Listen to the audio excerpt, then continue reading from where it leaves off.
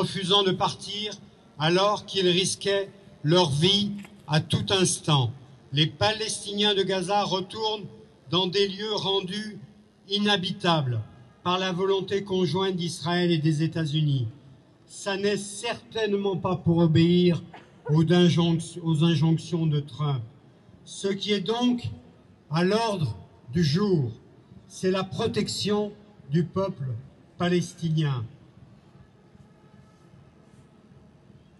Car ce peuple reste et restera debout. C'est une réaction du monde et pas seulement des pays du Sud pour imposer l'application du droit qui est attendu. Les États-Unis doivent être isolés et l'Union européenne a une responsabilité historique dans la période actuelle. Elle doit surmonter ces divisions et s'engager dans l'application du droit. L'heure est à la fin de l'occupation israélienne, comme l'exige la résolution du 18 septembre 2024. Et non, l'heure n'est pas à l'annexion de la Cisjordanie et au nettoyage ethnique de la bande de Gaza. Une paix durable n'est possible que par la justice et le droit. La paix par la force n'est rien d'autre qu'une oppression de plus.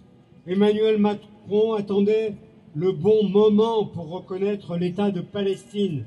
Il ne faudrait pas qu'il rate une fois de plus l'occasion de montrer qu'il reconnaît le droit à l'autodétermination du peuple palestinien et qu'il entend le faire respecter. Il est temps de pas plus que la Palestine aux yeux de Trump et d'Israël.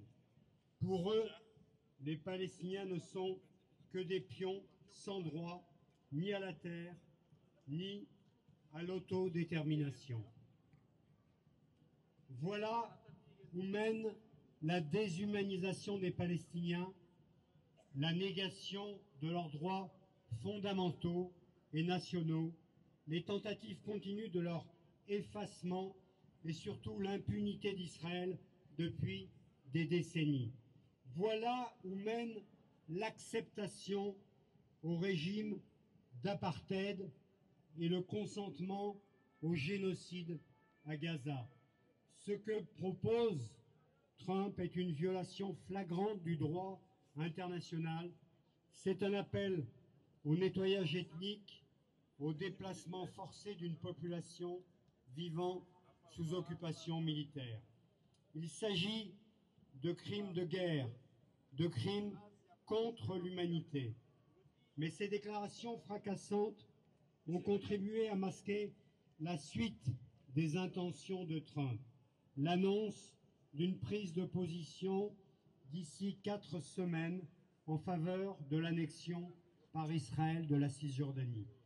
Le plan des crimes contre l'humanité, le génocide, voici que, encore et encore, la France, l'Europe, le monde doivent agir, mais pour ce qui concerne la France, c'est aux abonnés absents depuis maintenant de nombreux mois, voire d'années.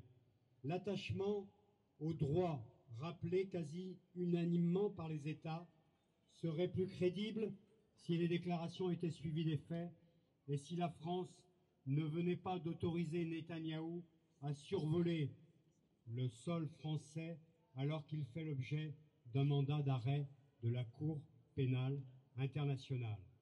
L'administration américaine veut imposer un nouvel ordre mondial. Trump doit cependant comprendre une chose: le peuple palestinien est profondément attaché à sa terre et il ne partira pas plus de la bande de Gaza que de la Cisjordanie.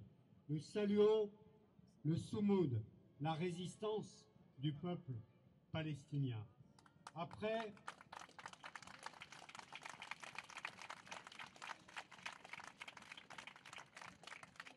avoir enduré une